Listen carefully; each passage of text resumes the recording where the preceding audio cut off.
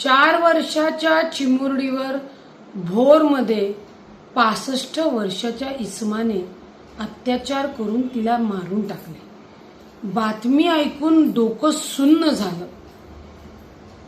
त्या इसमावर गुन्हा दाखल होईल, न्यायाने कारवाई होईल, लोक सांगतील फाशी द्यायला, पण त्या इसमाला आमच्या ताब्यात द्या।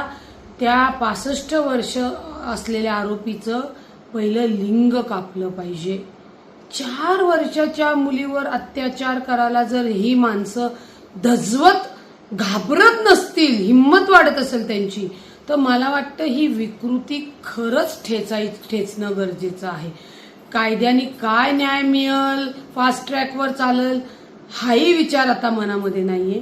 पहिल्यांदा त्या इसमाचं लिंग कापलं पाहिजे आणि त्याला भर चौकात फाशी दिली पाहिजे। 4 वर्षाच्या मुलीवर अत्याचार करताना समाजाची विकृती कुठे चाललीये हे खरंच बघणं आणि ती तात्काळ थांबवणं ही काळाची गरज आहे।